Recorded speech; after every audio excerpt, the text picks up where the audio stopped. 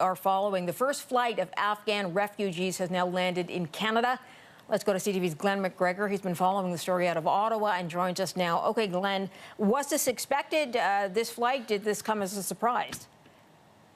Well, the federal government has been very secretive about this process for security reasons. They don't want any possibility that there would be any attempt to delay or impede the flight out of Afghanistan. But CTV had been tracking a Canadian Forces aircraft that left Cologne, Germany earlier today after arriving from Kuwait, which is, of course, the jumping off point for anyone going into or out of Afghanistan. And the Department of Immigration, Citizenship and Refugees Canada tonight confirming that this is the first airlift of interpreters and other support staff who help Canadian troops and their families out of Afghanistan. They are now here as refugees in Canada under this special status for these people to show support. And the government says this is going to be the first of several flights. They arrived at Pearson Airport, unloaded a small group, looked to be several dozen people, many children among them, carrying their belongings across the tarmac, and they were loaded onto buses. They were all given COVID tests upon arrival, and they are going to be taken into quarantine at a location that has not been disclosed again because of security reasons. This is something that the government had been under increasing pressure to do as the Taliban takes more and more territory in Afghanistan, and concerns rise about reprisals against anyone who helped NATO forces, including Canadian troops.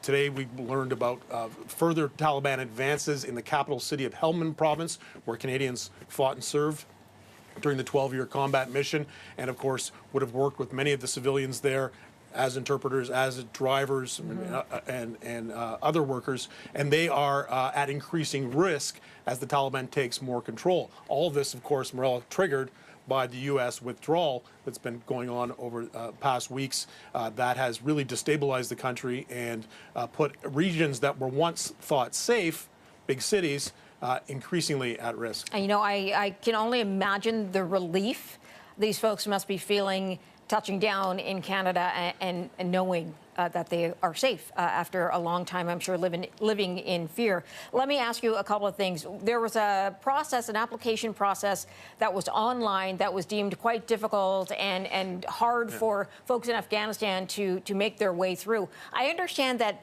there are Canadians in Afghanistan now who are helping with that process, and somehow a clearer path has been established?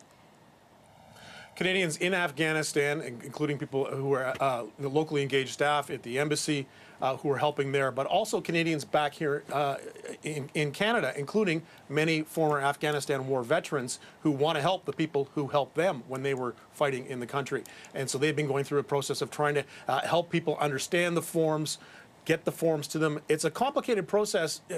Even filling out your passport form online can be confusing for some people here. Imagine in a country with very little telecommunications infrastructure, that most people don't have laptop computers. Everybody communicates by cell phone, but filling out PDF forms to send in your application. And most of those forms were initially provided in English. And a lot of those people just aren't literate enough in English in order to complete a document like that. They also had to scramble around and get things like birth certificates and fingerprints and scan documents. One veteran who was helping bring some of the interpreters and their family members to Canada told me, he says, I don't know if there's a Staples in Kandahar anybody can go to get documents scanned and photocopied.